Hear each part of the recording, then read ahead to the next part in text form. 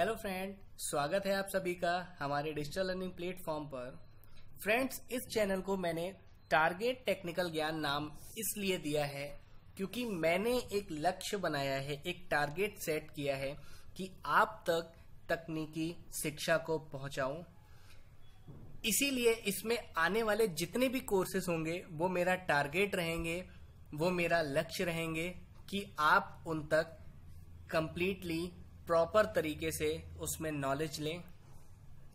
Friends, अभी जो हमारा कोर्स यहाँ पर स्टार्ट होने जा रहा है वो है ट्रिपल सी, तो वो भी मेरा टारगेट है, टारगेट ट्रिपल सी 2020, जिससे कि आप जिस कोर्स को पढ़ के आप इस समय आने वाले ट्रिपल सी एग्जाम्स को क्वालिफाई कर सकें, ऐसा मैंने टारगेट बनाया है। अगर आपका भी यही टारगेट है तो हमारे चैनल को सब्सक्राइब करें और बेल आइकन को प्रेस करें, जिससे इस कोर्स में आने वाली वीडियोस आप तक पहुंच सकें। फ्रेंड, जैसा कि इंट्रो वीडियो में हमने ट्रिपल सी के सिलेबस को 9 मॉड्यूल्स में ब्रेक किया था और उन मॉड्यूल्स को मैंने कई सारे चैप्टर्स में ब्रेक किया हुआ है। तो मॉड्यूल 1 स्टार्ट करने जा रहे हैं। तो मॉड्यूल 1 के चैप्टर 1 में जिन टॉपिक्स के बारे में हम डिस्कस करेंगे वो है हमारे what is computer, data versus information versus knowledge, characteristics of computer, functions of computer और types of computer. Friend, basics of computer में स्टार्ट करते हैं, या हम कह सकते हैं इसको फंडामेंटल्स ऑफ कंप्यूटर। स्टार्ट करने से पहले मैं आपको बताना चाहता हूं कि व्हाट इज कंप्यूटर। हम सब जानते हैं कि कंप्यूटर क्या है, एक ऐसी डिवाइस जो कैलकुलेशन के लिए यूज होती है, जो प्रोसेसिंग के लिए यूज होती है। लेकिन उससे पहले क्या हम जानते हैं कि कंप्यूटर वर्ड निकला कहां से? कंप्यूटर वर्ड एक वर्ड है कंप्यूट, वहां से निकला, जिसका मतलब होता है कैलकुलेशन करना। फ्रेंड, कंप्यूटर जो है वो बेसिकली दो चीजों का कॉम्बिनेशन होता है, वो है हार्डवेयर एंड सॉफ्टवेयर, जैसा आप सब जानते हैं। कंप्यूटर एक ऐसी इलेक्ट्रॉनिक डिवाइस होती है जो यूजर से इनपुट लेती है। यूजर मतलब हम लोग जब कंप्यूटर को इनपुट देते हैं विद द हेल्प ऑफ किसी भी इनपुट डिवाइस के, चाहे वो हमारा कीबोर्ड हो, चाहे वो हमारा माउस हो, फिर कंप्यूटर उस हमारे द्वारा दिए गए इनपुट को प्रोसेस करता है और प्रोसेस करने के बाद में वो एक मीनिंगफुल इंफॉर्मेशन हमें देता है एज अ आउटपुट। एक आउटपुट की फॉर्म में हमें मीनिंगफुल इंफॉर्मेशन देता है या फिर डिजायर्ड रिजल्ट देता है, जिस रिजल्ट की हमको नीड है।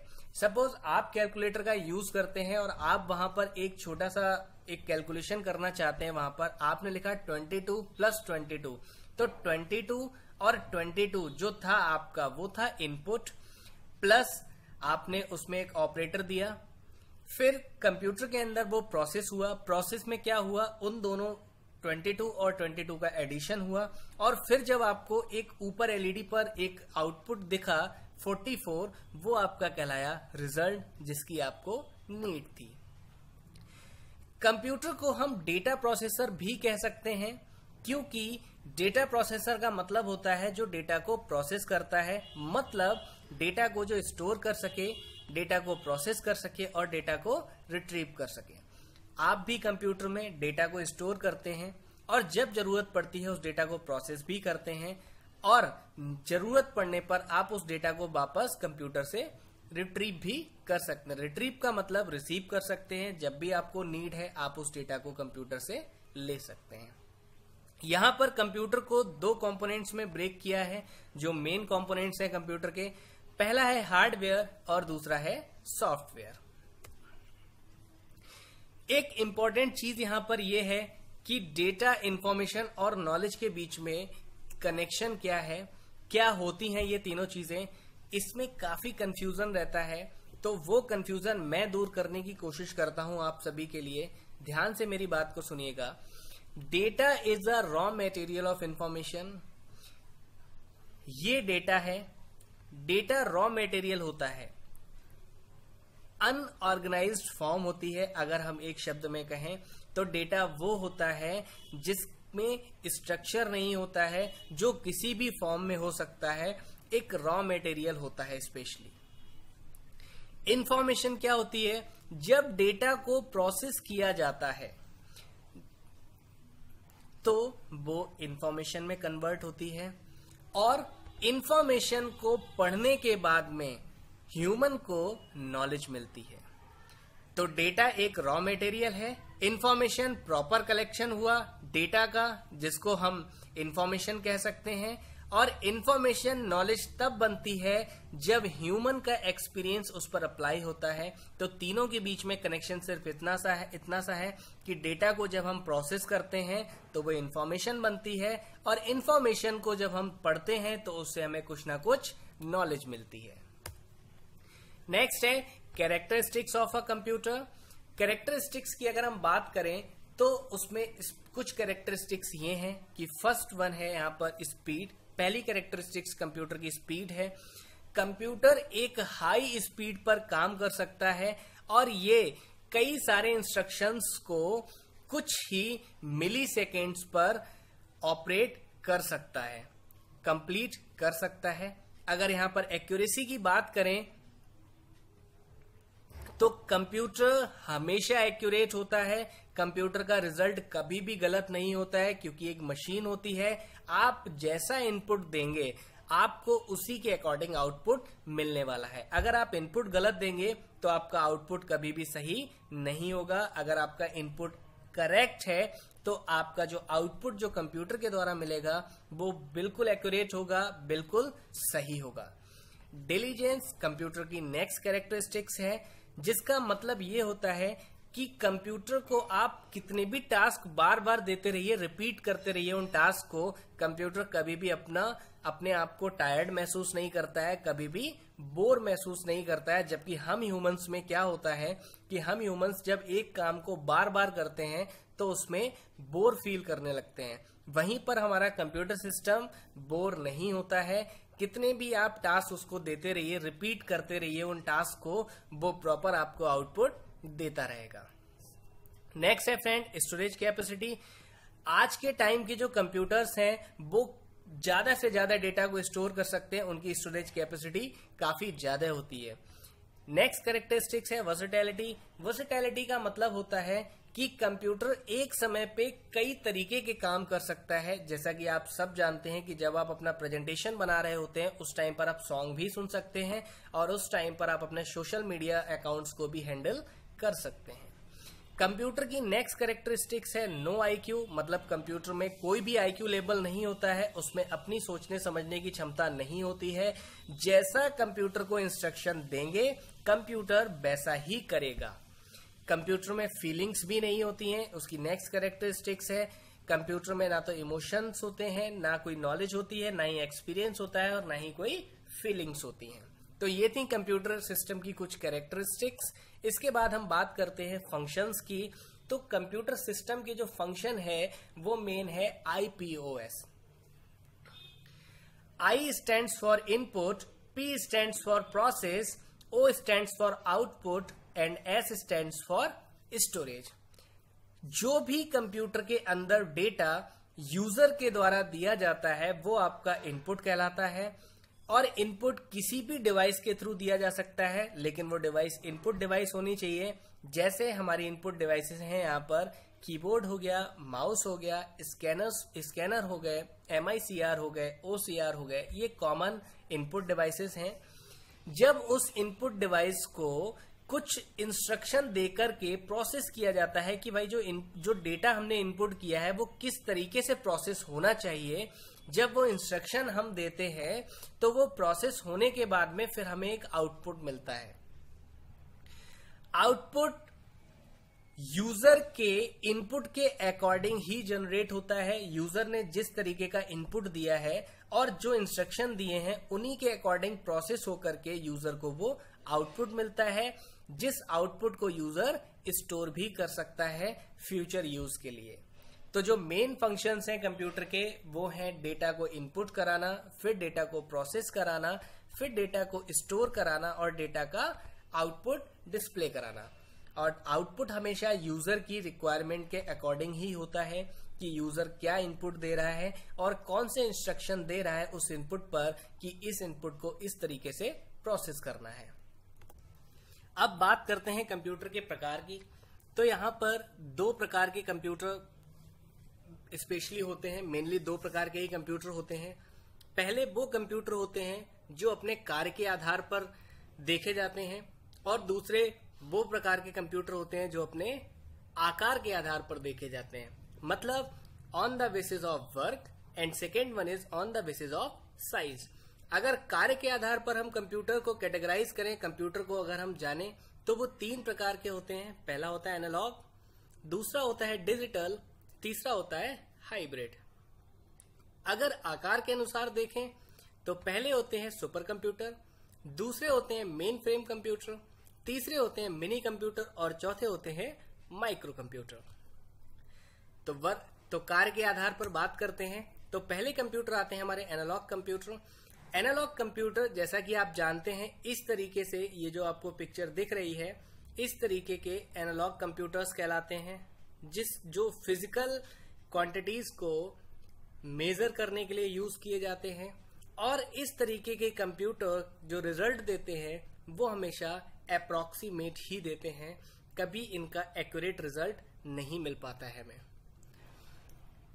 ये सभी प्रकार के आपने कंप्यूटर कहीं ना कहीं देखे होंगे। अगले जो आते हैं वो हैं हमारे डिजिटल कंप्यूटर, और डिजिटल कंप्यूटर्स हमेशा बाइनरी नंबर सिस्टम के प्रिंसिपल पर काम करते हैं। बाइनरी नंबर सिस्टम क्या होता है? बाइनरी नंबर सिस्टम 0 और 1 से मिलकर बना होता है, और डिजिटल कंप्यूटर्स कितना भी कठिन टास्क को उसको जल्दी से जल्दी और ज्यादा एक्यूरेट रिजल्ट ये प्रोवाइड कर सकते हैं। डिजिटल कंप्यूटर्स होते हैं। डिजिटल कंप्यूटर्स को यहाँ पर 2 और कैटेगरी में डिवाइड किया गया है। पहली कैटेगरी है स्पेसिफिक पर्पस डिजिटल कंप्यूटर, मतलब ये वो कंप्यूटर्स होते हैं जो जनरली हम लोग एटीएम्स में देखते हैं और प्रोग्रामेबल वॉशिंग मशीन्स में देखते हैं।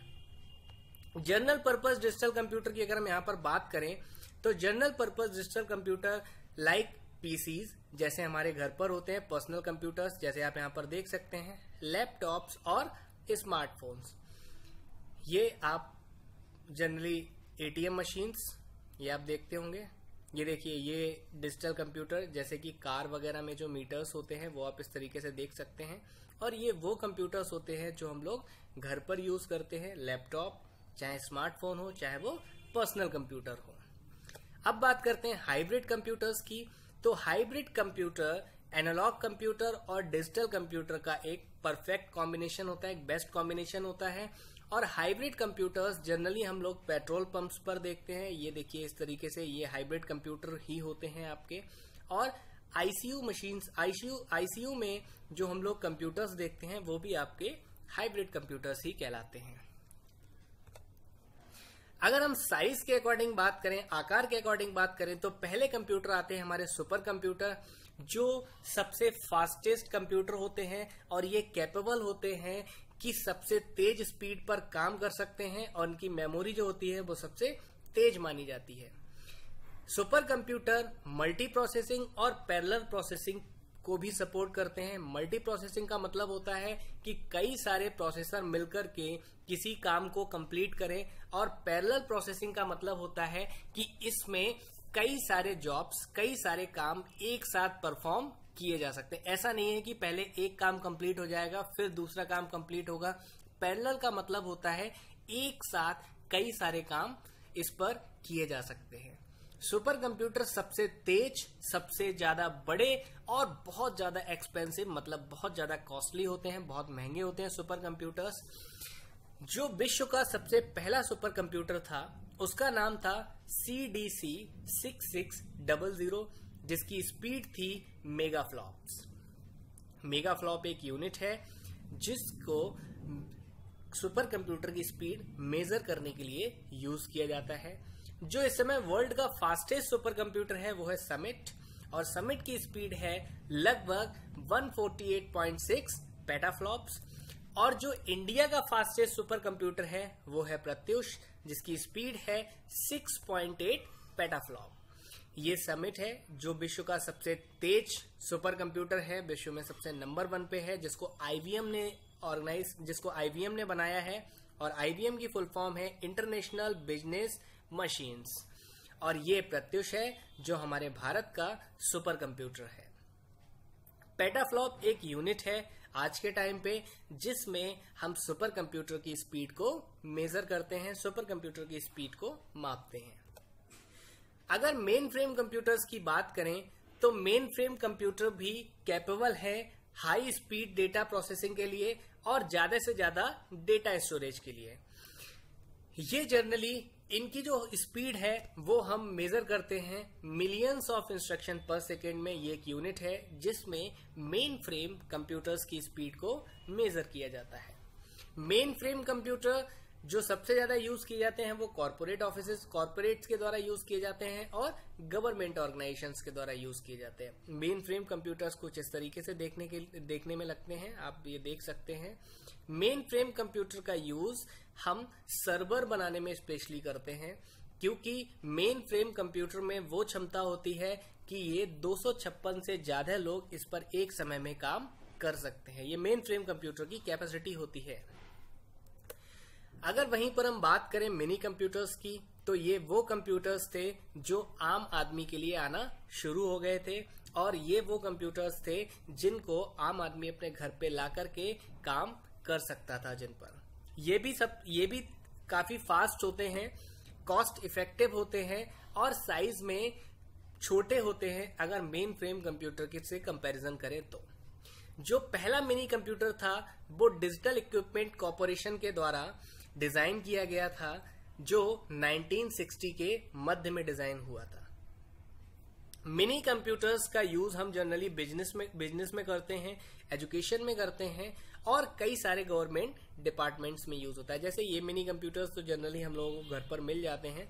अगर इस मिनी कंप्यूटर की बात करें तो ये आपने पीओएस जो पॉइंट ऑफ सेल्स होते हैं, जैसे आप किसी मॉल में गए कुछ शॉपिंग करने, तो जब आप पेमेंट मोड पर खड़े होते हैं, पेमेंट करते हैं, तो आपको जनरली इस तरीके के कंप्यूटर देखने को मिलते होंगे।